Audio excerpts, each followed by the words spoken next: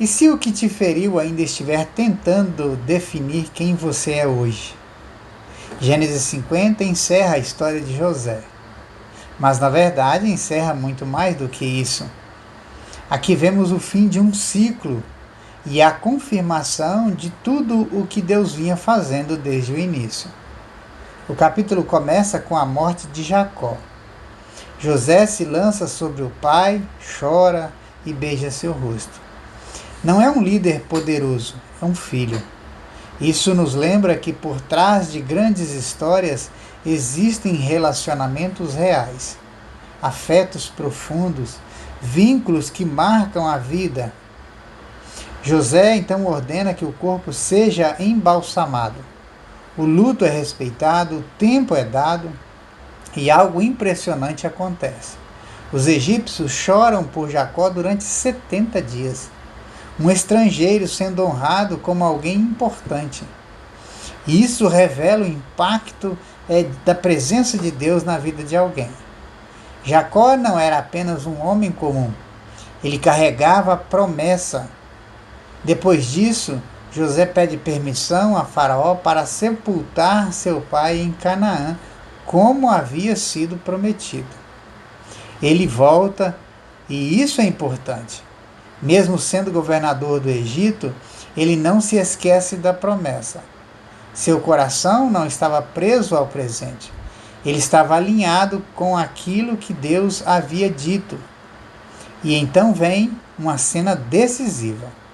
Após a morte de Jacó, os irmãos José ficam com medo.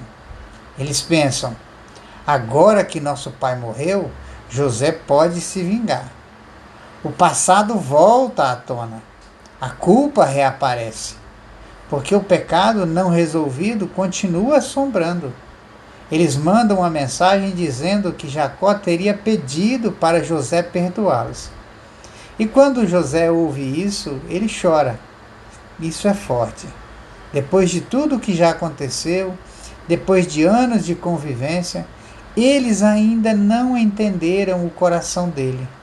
Eles ainda pensam que estão diante de alguém que guarda mágoa. Mas José já havia superado isso.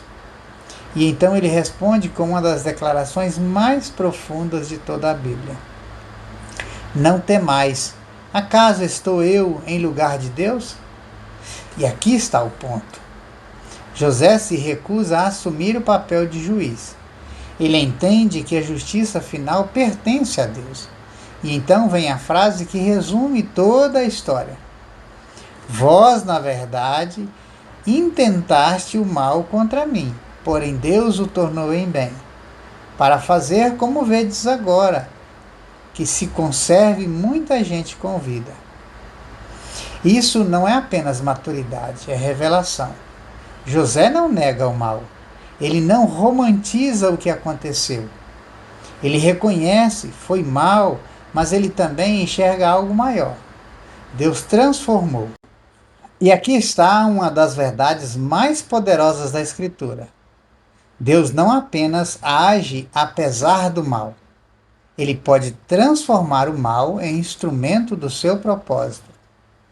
Isso não justifica o pecado, mas revela a soberania de Deus sobre ele. E José continua: não temais, eu vos sustentarei a vós outros e a vossos filhos. Ele não apenas perdoa, ele cuida, e isso é graça em ação. Ele consola, fala ao coração deles, restaura completamente o relacionamento. O ciclo de dor termina ali, e isso é libertador, porque mostra que o passado não precisa definir o futuro. Mas o capítulo ainda continua.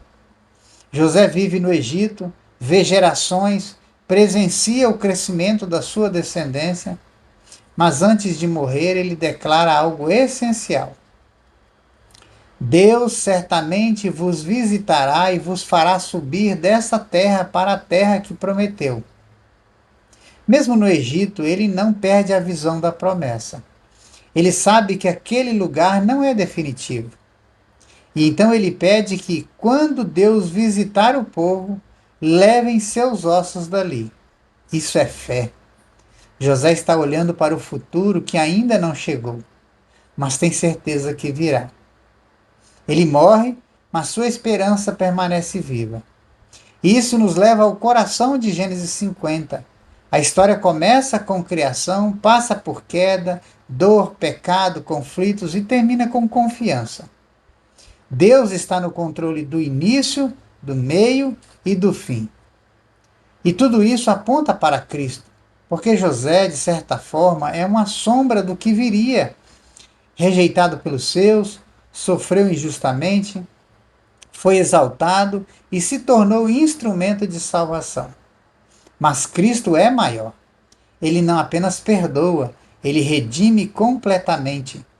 Na cruz vemos o mesmo princípio. O maior mal da história se tornando o maior bem.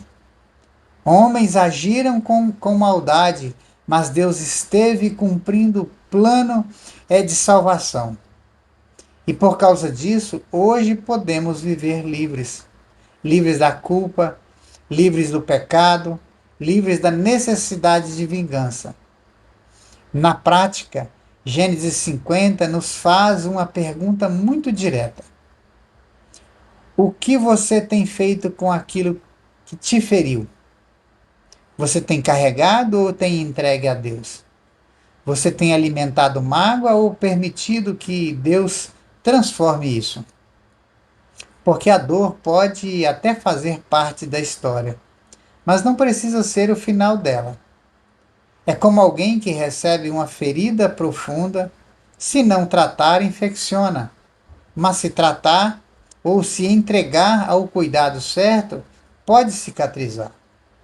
José escolheu confiar, ele escolheu perdoar, ele escolheu enxergar a mão de Deus acima de tudo.